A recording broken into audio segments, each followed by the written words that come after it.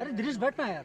हमारे इस स्टेज पे हमारे त्रस्त इंसान को give it up for Kartik Arya. जैसा कि इन्होंने मेरा इंट्रोडक्शन कराया, बहुत परेशान हूँ, तृप्त हो गया हूँ, हालत ख़राब है। मेरी परेशानी जो है वो मतलब मैं बयान नहीं कर पा रहा हूँ। कौन है, किसकी तरफ से, क्यों है अरे वही मतलब मैं क्या बोलूँ, मैं इस परेशानी के चलते ना मैंने एक लेटर लिख डाला और मोदी साहब को, ये जो सबकी प्रॉब्लम सॉल्व कर रहे हैं, सीधा प्रधानमंत्री जी को एक लेटर लिख दिया। अच्छा, and this is not about GST, this is about something I let you know कि मतलब जो परेशानी है मेरी, मैंने उनको इस तरीके से लिखा है कि मोदी जी, मतलब जो ये मैं बता रहा हूँ आपको, ये गेस्ट और पेस्ट दोनों एक जैसे होते हैं। ये कभी भी कहीं से भी दोनों ही आ जाते हैं और जाने का नाम ही नहीं लेते। और फिर पेस्ट का तो एक चलो तरीका है कि पेस्ट कंट्रोल हो जाता है तो निकाल सकते हैं, गेस्ट का कंट्रोल कहाँ है? कोई गेस्ट कंट्रोल नहीं देता यार, कोई बता दो। फिर ये है कि सर आपने तो बड़े बड़े प्रॉब्लम सॉल्व किए हैं, बड़ी बड़ी बिल्स आपने अभी पास किए हैं लोगों की परेशानियां दूर करने के लिए, जीएसटी लाए हैं। मैं मतलब यही चाहूँगा कि आप हमारे लिए भी एक जीएसटी ले आओ, गेस्ट स्टॉपिंग ट्रेंड थोड़ा सा कम कर दीजिए। गेस्ट आने घर पे, अनइनवाइटेड गेस्ट, बहुत मुश्किल में आ जाते हैं हम लोग। बट अगर देखा जाए तो भगवान का रूप छोड़िए, गणपति से सीखे ना, गणपति भी 11 दिन में आके चले जाते हैं यार। माता रानी से सीखे, 9 दिन में आके चले जाते हैं। अरे लो आ गए। We have somebody else joining in. ऐसे ही हाँ करा है यार ये। क्या यही है वो मेहमान? अरे समझता नहीं है, मेहमान बन के आना माने कितना भरोसा करना पड़ता है आप लोगों के ऊपर यार। Ladies and gentlemen, give it up for Mr. Paresh Rawal as the thank मेहमान। यू। ऐसे ही समझते हैं मेहमान को, जिसके घर पे जाते हैं मेहमान बन के, हम कितना भरोसा करके जाते हैं कि अच्छा खाना मिलेगा, बाथरूम में टाइम पे पानी आएगा, जो उनकी बहू होगी, जो बेटी होगी अच्छा खाना पकाती होगी। ये जाओ तो पता चलता है कि बहू को तो अंडे बॉईल करना भी नहीं आता है, अंडे से बहू को पानी गर्म करना भी नहीं आता है। ये कहाँ की बात हो गई? और ये सब आपने आप पहुंच गए, उसके बाद में आपने सब एडजस्ट भी कर लिया, तब कहेंगे कि निकलो। जब पूरा एडजस्ट हो गए, मेंटली सेट हो गए, तब हमारे जाने के दिन आ गए। ऐसे थोड़ी ना चलता है। तो मेहमान एक्चुअली आपके ऊपर भरोसा करके आता है, उसका भरोसा जीतिए, उसकी मेहमान नवाजी कीजिए। लेकिन मेहमान जब मेरा अंडरवियर ही पहन के आ जाता है तो मैं क्या करूं? मतलब अरे भैया, जिस दिन आपको घर में रहता है उस दिन अंडरवियर भी काम आ जाए ना किसी को, उसमें बुरी बात क्या है? कैसे हो जाता है लेकिन? अरे पता नहीं कैसे हो जाता है, घुस जाते हैं किसी भी तरह। Kriti Garbanda on stage as the not so bahurani. I cannot be the perfect बहू, मैं अपना काम कर लूँ वही बहुत बड़ी बात है। कहीं से भी टपक पड़ते हैं यार, ये तो बिना बोले आ गए। चलो 1 दिन 2 दिन 3 दिन, 3 महीने कौन रुकता है चाचा जी? तो सही बात है, नहीं रुकना भी नहीं चाहिए। फिर क्यों रुके अगर आपको ऑलरेडी पता है तो? अभी क्या होता है, दिल लग जाता है ना। आय हाय, दिल लगना छोड़ो, ये खुद अकेले छोड़ो। इन लोगों का प्रॉब्लम पता है क्या है? इस उम्र में ना दोस्ती बहुत सॉलिड हो जाती है। बाहर निकलते सैर करने, ले आते 10 जनों को अपने साथ, फिर कहते हैं बेटा चाय बना दो, पकौड़े बना दो, इनके लिए ये कर दो, उनके लिए वो कर दो। जिन नेबर्स को हम कभी भी नहीं मिले, इनको कभी जाना ही नहीं, वो भी घर पे बैठे होते हैं। अगले दिन फिर वो फिर घर आएंगे, चाचा चाची ठीक है, हाँ चाचा चाची ठीक है, चलो उनसे 2 बात कर लेते हैं। फिर जब वो बैठे होते हैं तो चाचा जी कहते हैं अब गेस्ट आए हुए हैं तो तुम ऐसा खाना तो नहीं बना सकती ना, पूरा का पूरा भोजन लगेगा आप टेबल। मेरे हिसाब से मेहमान है, अगर 2-3 दिन हो तो, अगर प्रॉपरली बिहेव करते हैं तो, अगर हमको पसंद है तो, वरना वो शैतान है। I can't tolerate them. तो एक अपना हर आदमी के पास एक म्यूजिकल इंस्ट्रूमेंट रहता ही है, सब अपने अपने हिसाब से उसे प्ले करते हैं। इसके ऊपर क्या होता है कि मूड नहीं चलता, ये इच्छाधारी नहीं है, इनवॉलंटरी है। हाँ, तो ये तो सब अपनी अपनी तरह से यूज कर लेते हैं। बट ये बहुत मीठा वाला फार्ट करते हैं। हाँ या व्हाट्स अ मीठा वाला फार्ट? स्वीट नोट पे स्वीट होता है या I don't know what's that, लेकिन बहुरानी बहुत अच्छा खाना बना रही है, इसका मतलब है ना। देखिए, घर में अगर मिठास ना हो तो मेहमान तो छोड़िए, चींटियां भी नहीं आती है। मिठास तो होनी चाहिए घर में। तो basically I need to be a sweet. अच्छा, आपसे पूछना, ये जो शैतान क्यों, कैन नॉट हैंडल गेस्ट, क्या क्या क्या क्या प्रॉब्लम होती है? अरे जो थोड़े बड़े वाले होते हैं ना, बड़े एज इन उम्र में बड़े, मुझे वैसे उनसे शायद कोई प्रॉब्लम ना हो, लेकिन सबसे पहला सवाल ये होता है, पहले तो वो आपत्ति करेंगे कि आपने क्या कपड़े पहने हुए, दी जज you on the basis of your cloth. Second सवाल जो मुझे हमेशा सताता है, बेटा शादी कब कर रही हो? अरे मेरे माँ बाप से ज़्यादा मुझसे ज़्यादा उनको पड़ी होती है कि ये शादी कब करेगा. आई थिंक इनको वो फ्री का खाना पीना चाहिए होता है कि बस आए 3-4 रोज मजे करे और फिर निकल गए. And the worst is when they start using your bathroom and they don't use it well. It's quite disgusting. It's quite disgusting. नहीं होता क्या है कि वो आते हैं तो उनको एडजस्ट करने के लिए, उनकी मेहमान नवाजी करने के लिए हम जो हमारी जो बरसों से सेट की हुई लाइफ है वो पूरी अपसेट कर देते हैं.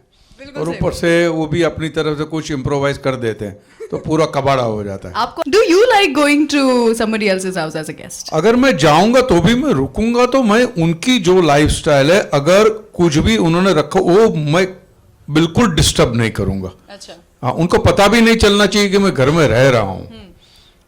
ऐसा होना चाहिए. नहीं तो क्या टीवी ऑन कर दिया, उनकी बातों में कूद पड़े, उनकी बातों पे ओपिनियन देने लगे या उनकी लाइफ में आप घुसने की कोशिश मत कीजिए. उनके पड़ोसियों से दोस्ती. हाँ, वो तो सब वो हथकंडे है सब ज्यादा पॉपुलर होने के. छोटा मोटा काम कर दिया पड़ोसियों का तो पड़ोसी बोलेंगे ये आपके वहाँ जो परेश चाचा आए थे बड़े अच्छे थे, या क्योंकि उनका मैं काम कर रहा हूँ. उनको भी अच्छा लगता है कि कोई काम तो करता है मुफ्त में. Whenever there's someone, जैसे बैंगलोर में जो हमारा घर है 2 माले का है, तो जैसे कोई आता है अनइनवाइटेड, पता नहीं होता है क्या आ रहा है, या दोपहर में मामा बताती है कि शाम को कोई आ रहा है, वो भी वो दूर का कोई होगा रिश्तेदार जिसने मुझे इतनी में देखा होगा, मैं ऊपर वाले कमरे में जाके बैठ जाती हूँ, चाहे वो 4 घंटे क्यों ना, मैं नीचे ही नहीं उतरती. तो out of sight out of mind हो जाता है. और बॉम्बे में मैं अकेली रहती हूँ. कोई कभी टपक पड़ा घर पे तो मैं बेल सुनती हूँ, मुझे लगता है अरे अभी तो किसी ने आना नहीं था, तो मैं अपनी चप्पल उतार देती हूँ ताकि उनको मेरी आहट ना सुनाई दे. मैं डोर तक जाती हूँ, चेक करती हूँ कौन है. If I want to open the door I open the door and immediately put my phone on silent कि अगर मुझे फोन करे तो फोन ना बजे तो पता ही नहीं चलेगा कि मैं अंदर हूँ. मैं बहुत शातिर हूँ. Oh my God, that's some level of दया. इनकी एक क्वालिटी जो आज का यंग जनरेशन, उनकी ये क्वालिटी ये अच्छी, सबसे अच्छी ये है कि they never take things for granted. अपनी सक्सेस को बिल्कुल ग्रांटेड नहीं ले रहे हैं और मेहनत ईमानदारी से कर रहे हैं. वेरी डिसिप्लिन, करियर ओरिएंटेड है, वेरी फोकस्ड लोग है ये.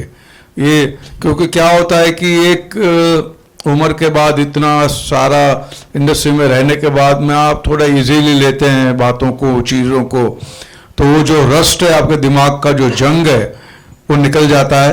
वो जो यूं समझिए कि लेथार्जी जो है वो इनकी वजह से निकल जाती है. तो मैंने सही मायने में शुक्रगुजार हूँ. मेरा जवाब एग्जैक्टली यही जवाब था. एक्चुअली जोक्स अपार्ट, हम लोग वो अलग फिल्म है पंचनामा, और उसमें मोनोलॉग की ज़रूरत थी उस टाइम एंड वो चीज़ वर्क की उस फिल्म के लिए. बट ये एक अलग फिल्म है और इसके यूएसपी और इसके जो मोमेंट्स हैं वो बहुत अलग है. हर फिल्म में सेम चीज़ नहीं कर सकता हूँ एंड अदरवाइज आप ही मुझे बोलेंगे यार ये तो हर फिल्म में मोनोलॉग बोल देता है. तो आई थिंक इसका यूएसपी बहुत एक फैमिली एंटरटेनर जो ये फिल्म है उसमें ये ज़रूरत नहीं थी and it's a different character that I am playing. मुझे जो भी रोल अगर अच्छा लिखा हुआ हो, मैं बार बार कह चुका हूँ, आई थिंक अच्छा लिखा हुआ हो, जो रोल मुझे करने में डर लगे, जो मुझे एक लगे कि मैं कर पाऊँगा या नहीं कर पाऊँगा, और वही डर मुझे मोटिवेट करता है. और उस ऐसे रोल को जब मैं निभाता हूँ और जब लोगों को पसंद आता है, मेरे डायरेक्टर मेरे राइटर को पसंद आता है, तो मुझे बड़ा सुकून मिलता है. तो उस किस्म की फिल्में हैं, काफ़ी फिल्में हैं, तो मुझे उस तरह से मज़ा आया है. पहले तो ये थी कि मैं इसी टीम के साथ दोबारा काम कर रहा हूँ and I have enjoyed working with the team. Ashwini ji, Kumar ji वगैरह, उनके साथ मुझे मज़ा आया है. एक स्मूथ वर्किंग रिलेशनशिप रही है हमारी. दूसरी बात है कि ये कैरेक्टर अच्छा था. अब उसे आप सिक्वल कहिए या ना कहिए, जो भी कहना है आप कह सकते हैं, बट एक कैरेक्टर अच्छा था, स्टोरी अच्छी थी. और तीसरी बात यह कि यंग टैलेंट के साथ काम करने का एक मज़ा और होता है. ये मेन वजह है.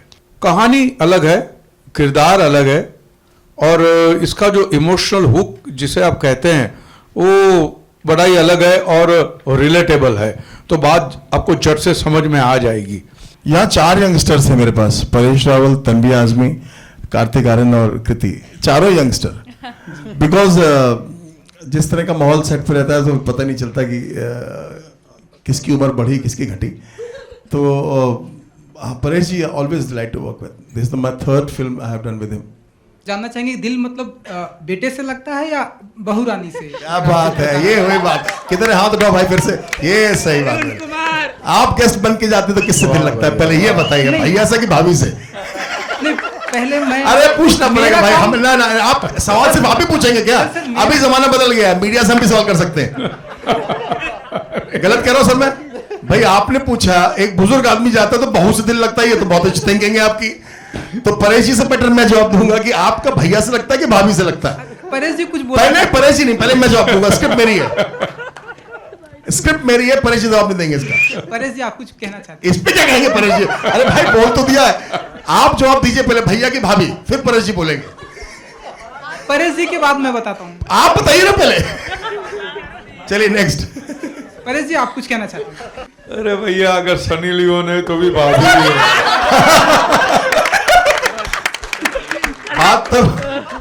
बात होती है एक तरफ सनी देओल तो सनी लियोनी। अब पूछो किससे दिल लगता है? बहुत मजा आता है लंदन में, तो बहुत मजा आता है। और मैंने कार्तिक को मैं थोड़ा सा कन्वर्ट करना चाहता था, ज्यादा कर नहीं पाया मैं। After the shoot every day मैंने बोला चलो यार जाके वहाँ गिनेस नाम का एक बियर मिलता है। मेरे को परेश जी ने बहुत बोला पी लो। बहुत यस हियर, और कमाल का हेल्दी बियर है वो, तो ये नहीं पीता था यार। मुझे बोलते थे इसके हेल्दी बेनिफिट्स हैं बहुत। हाँ नहीं वाकई से वेरी बेस्ट चीज क्या थी वहां पे, मैंने एक चीज नोटिस की, सॉरी मैं इंटरप्ट कर रहा हूँ, बेस्ट चीज नोटिस की कि कार्तिक जो थे परेश जी के टेक्नो गुरु बन गए थे। मतलब कि पूरा ट्विटर और व्हाट्सएप और सब सिखा दिया। Every day he was there कि कैसे अपलोड करना है, कैसे डाउनलोड करना है। मतलब मैं देखता था कि एक मोबाइल परेश जी लेके आए थे कोई नया, और रोज बैठ के वो करते थे, रोज परेश जी कुछ सेटिंग बिगाड़ के लाते थे उसकी, वो फिर सेटिंग ठीक करता था उसकी। अब भैया मुझे छाता खोलना आता नहीं और मैं आईफोन लेके बैठ जाऊं तो मेरी क्या हालत होगी। इंजीनियरिंग आपने सुनी थी, मैं इंजीनियर हूँ, तो इनने एक बार, तो इंजीनियर है हाँ, तो मेरा फोन ठीक कर दे। तो अच्छा वो घर में वॉशिंग मशीन। अच्छा मेरे बारे में गलत फहमी छपी है, IMDb या विकिपीडिया जो भी कुछ है उसमें बोलते हैं सिविल इंजीनियर है और सिविल इंजीनियरिंग छोड़ के बम्बई आए थे। खाम खा की स्टोरी बनाई। बम्बई की पैदाइश हूँ मैं, NM कॉलेज में पढ़ता था, और जैसा मैंने कहा छाता खोलना भी नहीं है तो सिविल इंजीनियर कहाँ से बनूंगा। I think Bollywood honestly has always taken regional cinema very seriously. It's the audience that didn't, and the audience is taking it now. The reason I say this is because there have been many remakes of South films that have gone on to do very, very well here. So Bollywood is always the industry, the fraternity, the media also has taken South very seriously. Audience का perception अब बदला है, which is great. But whatever said and done, most South films do really well. We do some really big numbers. तो audience का perception change हो गया, जिस वजह से इंडस्ट्री का परसेप्शन चेंज हुआ है. But I feel the fraternity and the media in Bollywood, in Bombay, has always taken the South very seriously. You've seen most of Salman sir's films are remakes of South films, a lot of his hits. So अगर वो seriously नहीं ले रहे होते तो वो remakes कभी बनती नहीं. पाकिस्तान के बारे में सीरियस क्या होना अभी आप? Anybody wants to be serious about Pakistan? तो जो जोक हैं बहुत अच्छे जोक हैं, बहुत हेल्दी जोक हैं, बहुत फनी है. इसमें एक दूसरी ग्रेट लाइन भी है.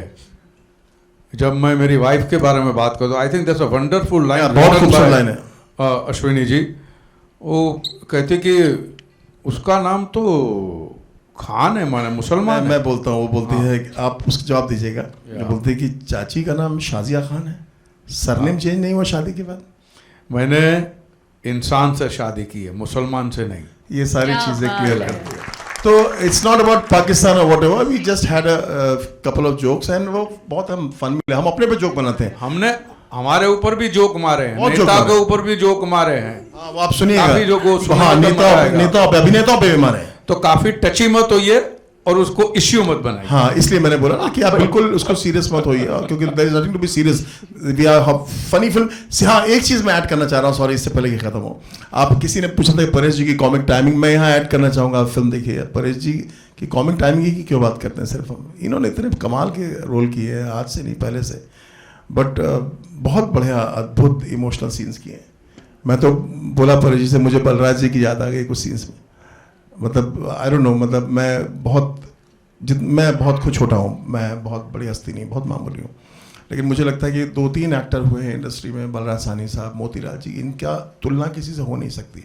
बट कुछ सीन परेश जी के थे जहाँ मुझे उनकी याद आ गई, ऐसा कुछ मुझे लगा, तो मैंने उनको बोला भी. सो सिर्फ कॉमिक रोल्स की टाइमिंग की बात नहीं है. As an actor he is complete and surprise हमेशा तैयार रहता है इनके पास. बहुत love, affection, time, care and concern. Thank you.